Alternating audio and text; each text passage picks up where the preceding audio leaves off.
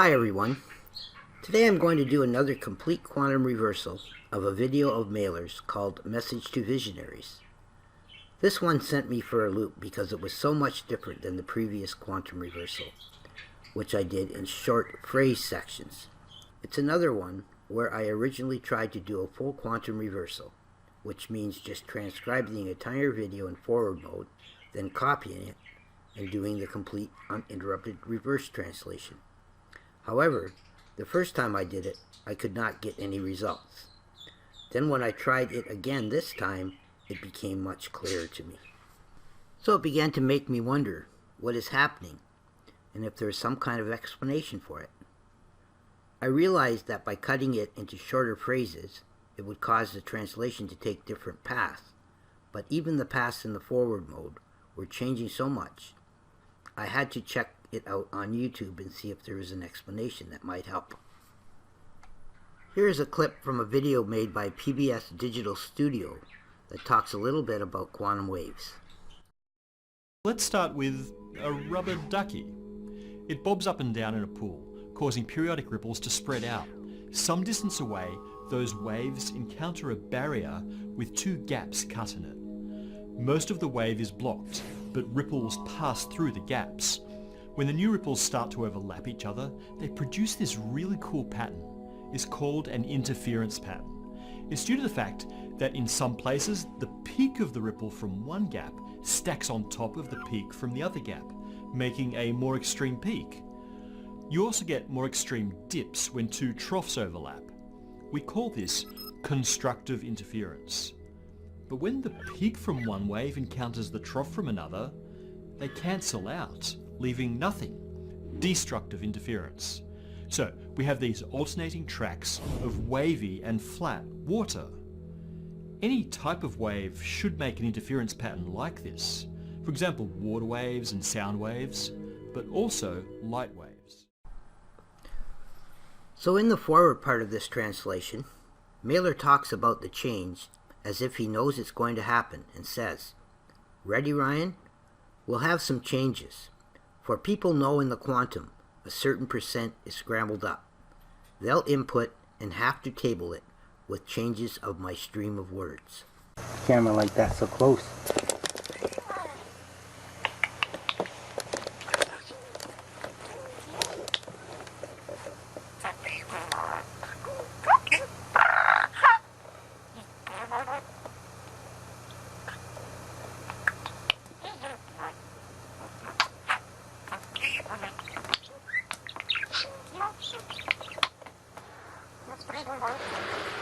Here's a little bit more of that same video that gets into it a little bit further.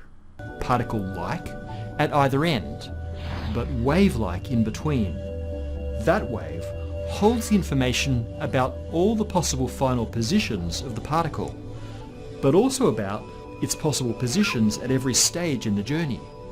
In fact, the wave must map out all possible paths that the particle could take. We have this family of could-be trajectories from start to finish. And for some reason, when the wave reaches the screen, it chooses a final location. And that implies choosing from these possible paths. So what causes this transition between a wave of many possibilities and a well-defined thing at a particular spot? So it only makes sense that there are many different ways to interpret the information of a wave file. For example, if I cut a longer wave into shorter sections, their destination would be different than the complete file, and they would contain different information.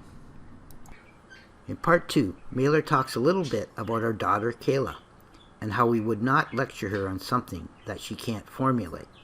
He also mentions how trivial things often lack attention. So in part 2 he says, "Your Kayla will have a lot to learn from the things here. She'll be growing with God's garden near a river. Do you plan to lecture her on what she can't formulate? What is trivial will lack some attention. So, looking forward, we'll raise a mountain with all the things that Kayla will do. It's later brought up very spiritually when you have a more trusting forum. It's true when Maylor says that Maylor will be brought up by a river and a garden. We have them both at the Trailer Slant Cottage. The river actually runs through the backyard.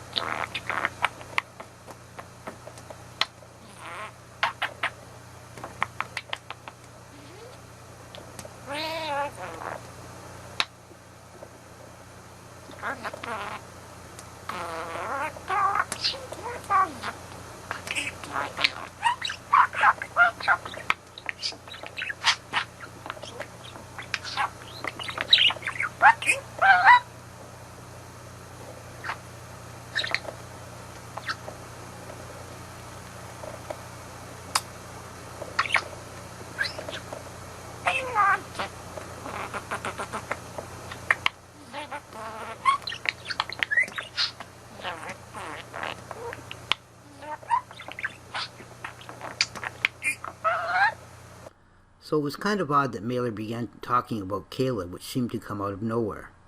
Perhaps he was using her as an example for the point he was trying to make. Linda and I know that Kayla has a mild form of ADD, which is attention deficit disorder.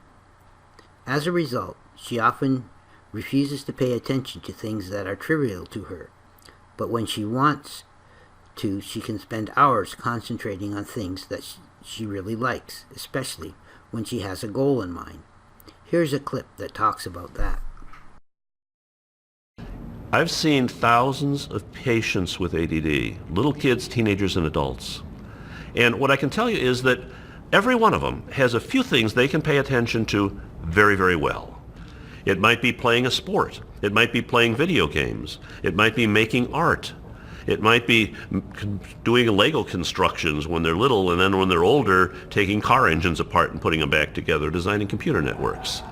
But everybody I've ever seen who has ADHD has a few things like that where they can pay attention perfectly well and utilize all these skills that I'm talking about, even though they have a lot of trouble in doing the same thing in other places. And then he continues in part 3 saying, reality comes when we know the facts.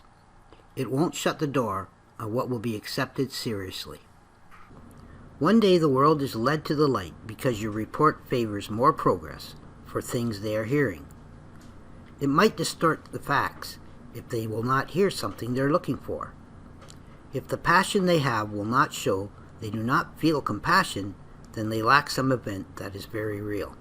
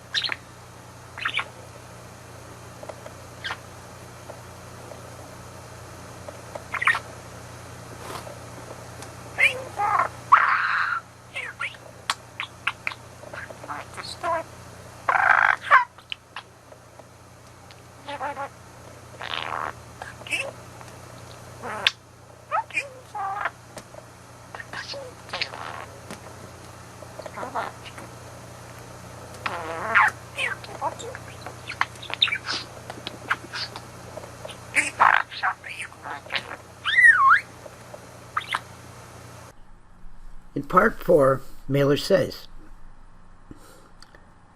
changes that we could allow in this religion shall be a part of your passive inventory. You're bound to find what you're looking for if you look for a change of heart. Something for enjoyment in you doesn't fear what's awaiting beyond every door when we know it helps. Humans clearly have freedom looking for every passion. If it causes problems, we could not favor one's passions. We'll review what's better in a spiritual fashion. Most will be employed with prophecy.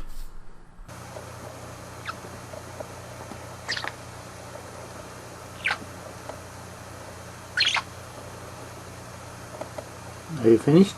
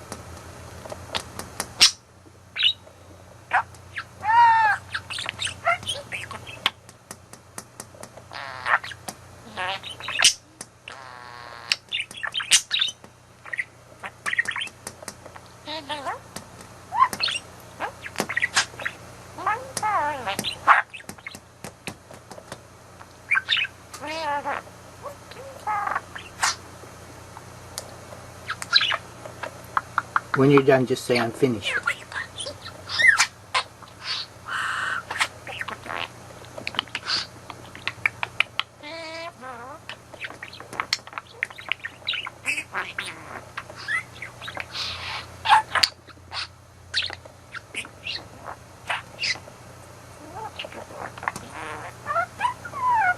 So now we'll move on to part 1 of the reverse mode, where he says,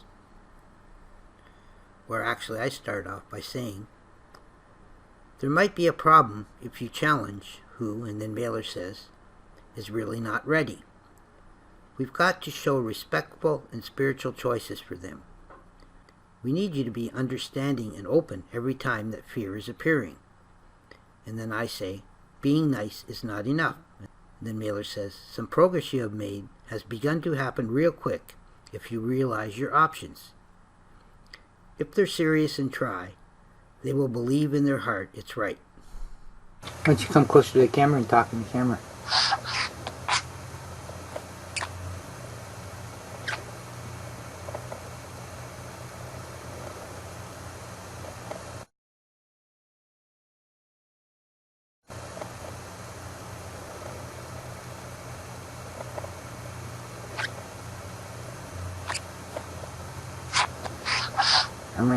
You're my good so much.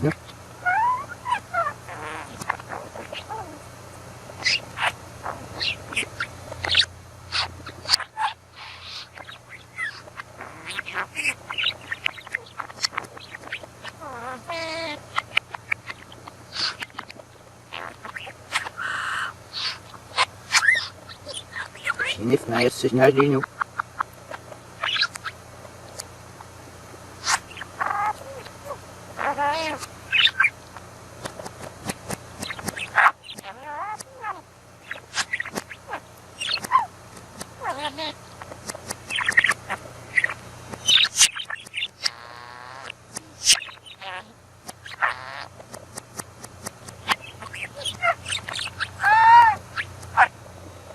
Yeah, I know that last part was quite hard to understand.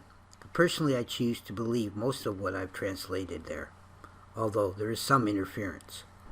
I think part 2 of Reverse is clearer, and he says, so Ryan, you'll be okay. There are people who will think you're insane. There are people who know you're loving. You are seriously having a reason for sadness and confusion spiritually. And then I say, I shall not fear. And then Maylor says, and you will never leave us running from prophecy during this effort. You'll have trust in how often we will help make your life a journey with God.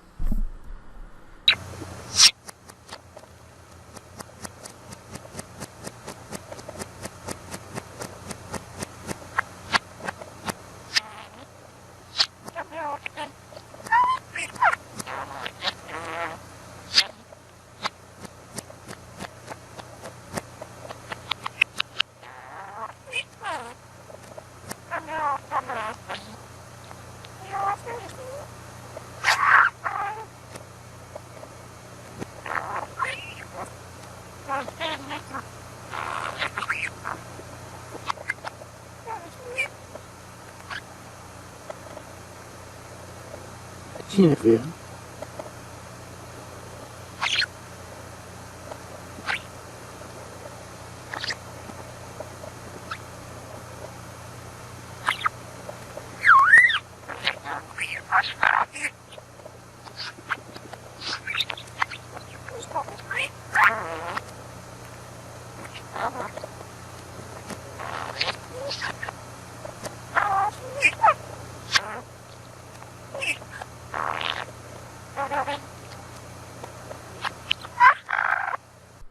In part 3 of Reverse, he says, most of you carry some problems you'll have lurking spiritually from your past life.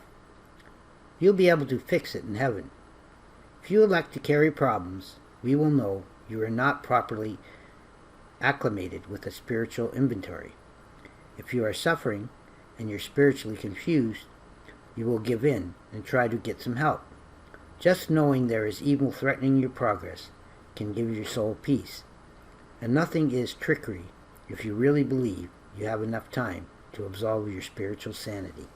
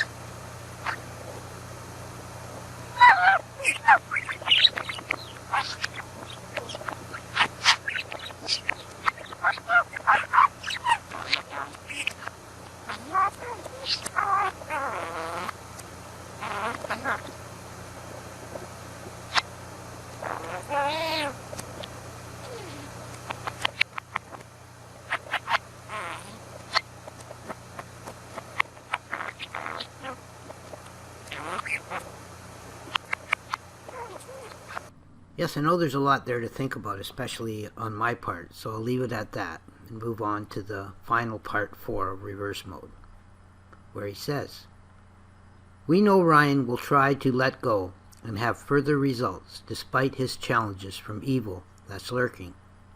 We are really everlasting and have people who learn to evolve like him and accept the challenge. And then I say, the soul has a journey.